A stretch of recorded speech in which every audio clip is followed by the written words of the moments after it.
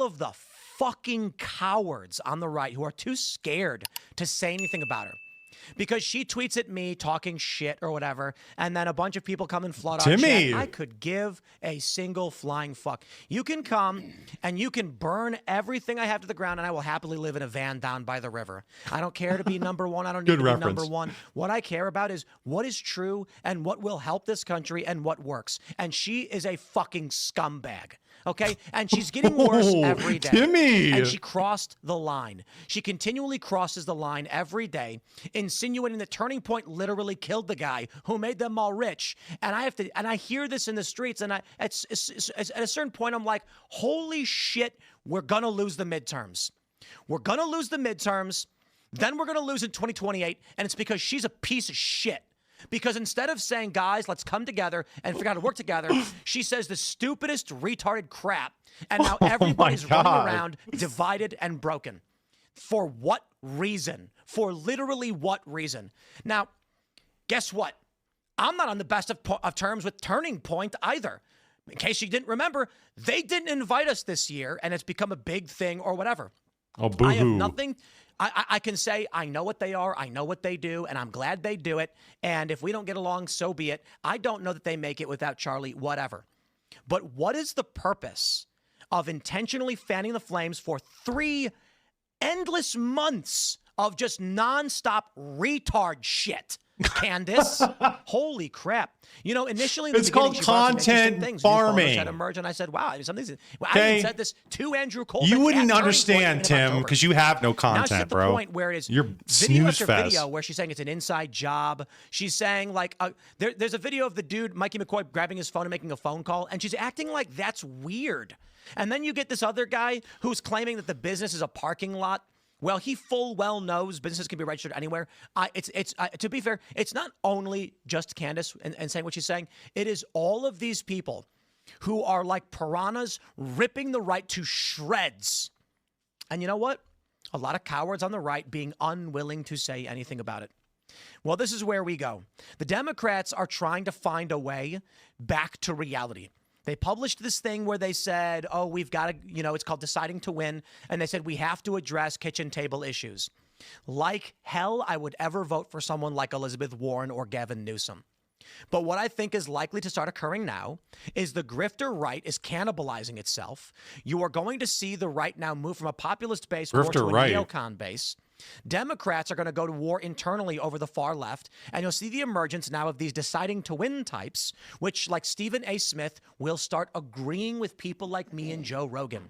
And they're going to try and win back the ground, and they're going to utilize the absurdity, psycho-reality of Candace Owens to rip people from the right so that Democrats can start winning again. And that is the reality the right has to contend with.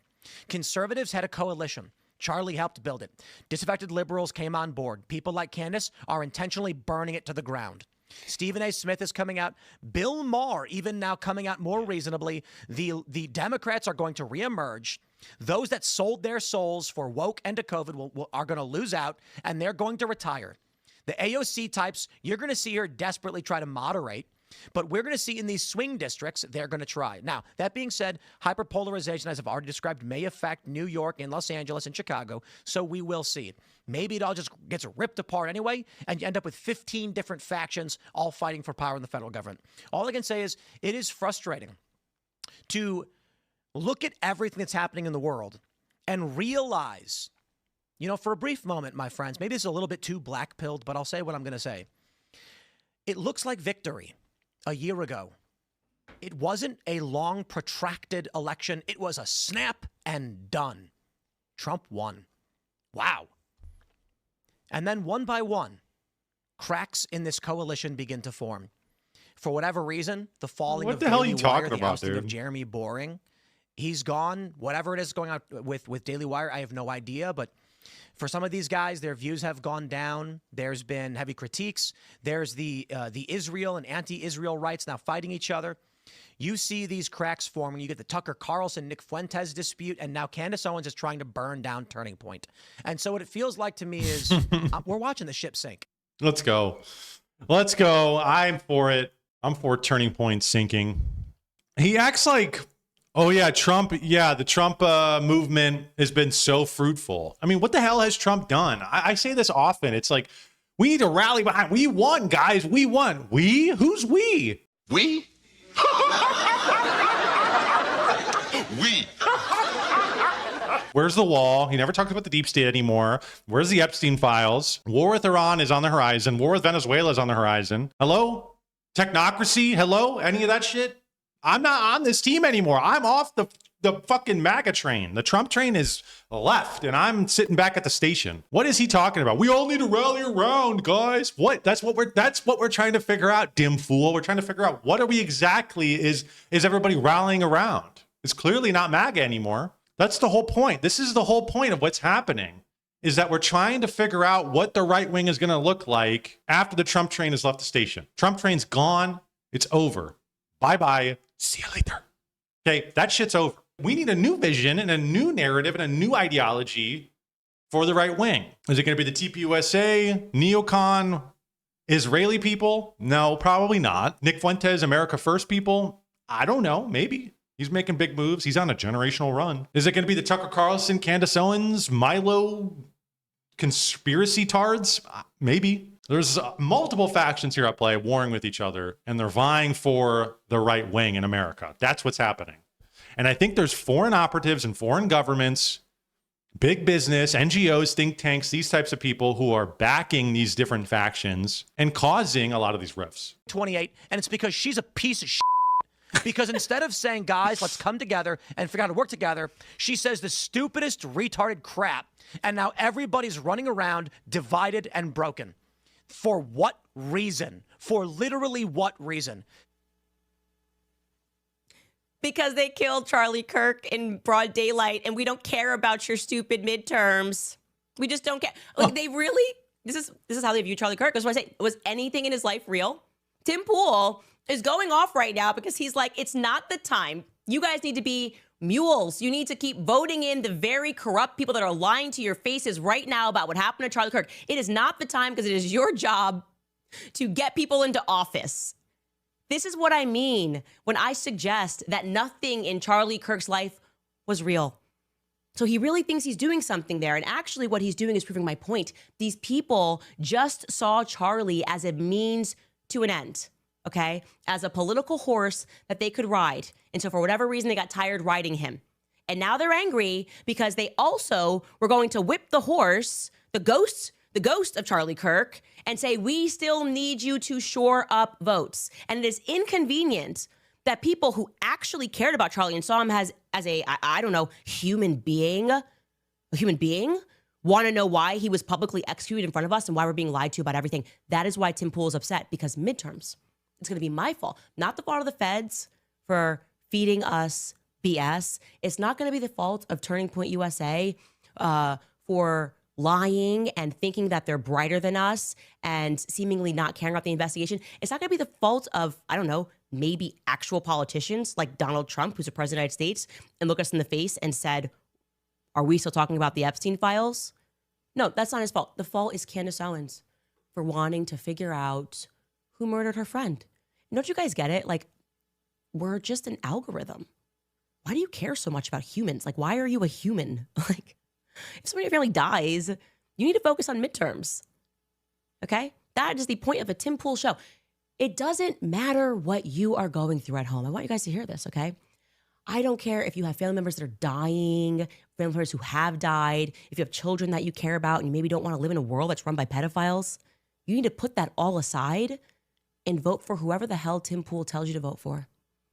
I just want to platform that idea. I think obviously there's something wrong with me, and Tim Pool's got it figured out. His soul seems like it's really intact and it's not for sale at all. I'm sold. Vote red till you're dead. Yeah. Yo, this color fucking rolls. Yo, on a separate note, this color looks good on black women for sure. That emerald green, the dark skin looks fire. For a paranoid lunatic, she's so classy. But yeah, that's what I was thinking too. I'm like, you know what? Shit. What's she saying? Yeah, I agree with it. Yeah, sure. Yeah, man. She's right, though. You know, that's one of the things I think about. It's like, what the hell are we talking about here? None of these people, even when we got our guy in office, he's instantly co-opted by Miriam Adelson, the Israel lobby, by the technocrats. Everything he's doing, none of it is helping the American people. None of it is populist, which is what he ran on in 2016. I agree with that. I feel that when she says that, like, none of that shit fucking matters. These people, even the guy that the story of Donald Trump, this grand narrative that has been put on display for us, against all odds coming into the presidency in 2016, then January 6th, all the blood, sweat, and tears that was put into all the voters, then Biden and COVID, all this shit, the assassination attempt, then 2024. And it's like, I thought the same thing. I cannot let the story end like this. I got to vote for that guy. And what did it get me? It's getting me nothing. A lot of it is, and it's just like what we're watching here. A lot of it is like drama, soap opera. And there's actually no resolution. And it's just dopamine. My guy's winning. Your guy's losing. And it's just like sports ball, basically, for intellectuals. So take it for what it's worth. But if you focus on how, and this is one of the things I focus on, is like how these mechanisms, how the propaganda and the media is influencing the populace, that's more interesting to me. That's something I think is interesting because that's something tangible. It's something that hits at home. That's something that I fall into. It's something I can relate to where I think, I take a step back and I think, well, why do I think that way? Or why do I act that way? Or why was my reaction like that? And you start to think of the associations in your mind that you made with maybe somebody online. They told you. That's way more tangible. That's way more real.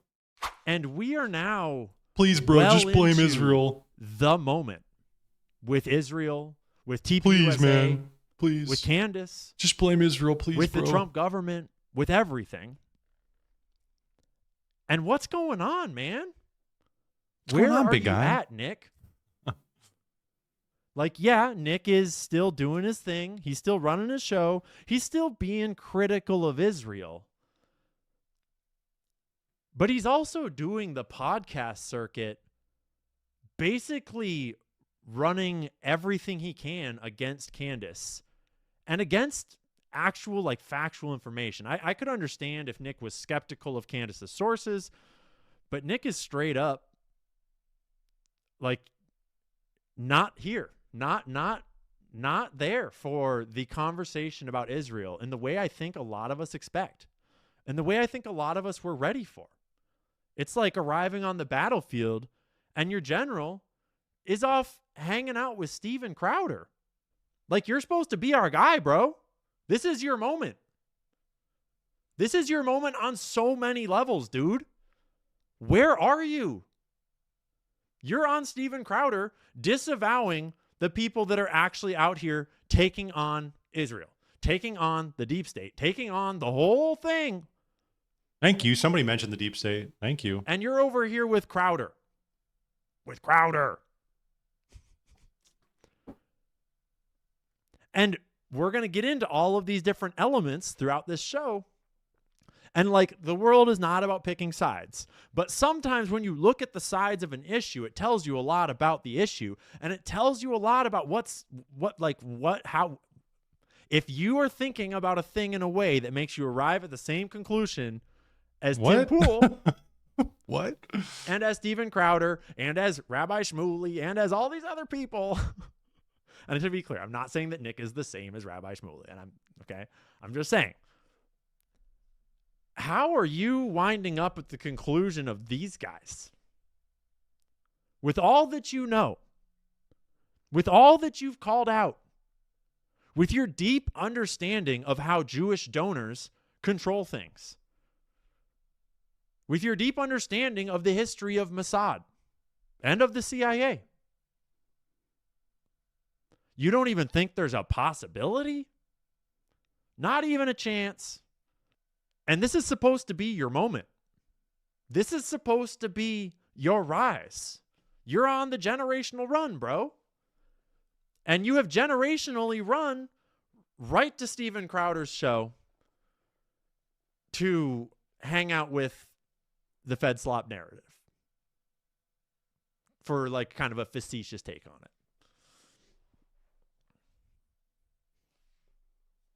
it. it's very confusing to a lot of us. And it's a bummer because I genuinely like you being here.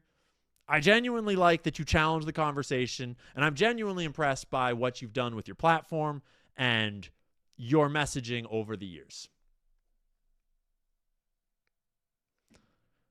But like, I think a lot of creators right now are feeling the way I'm feeling and are just afraid to say it because we all know how the Groypers are.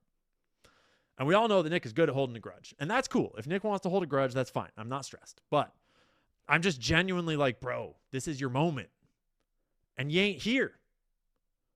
We're all on the front lines of battle for America, to save America from this influence. We understand people are so cognizant and aware of the Israeli influence in America. It's big, it's rough. But are there not other influences? With the internet, the creation of the internet making it so easy for people to just put a face on a screen, they could be funded by anybody. I don't know who these people are. I don't know what these narratives are. In some sense, like, I agree with Nick being kind of hesitant to say, I don't know if I want to say Israel straight up. You guys are so gung-ho about this, that this is the case. You know, I kind of agree. I kind of can see that. I can see him being like, no, I don't want to, I'm not going to say that because the evidence isn't there. It works on an ideological level. Yes, you've been anti-Israel. You've been anti-AIPAC, the Israel lobby. Yes, just do it, bro. That's what he's saying.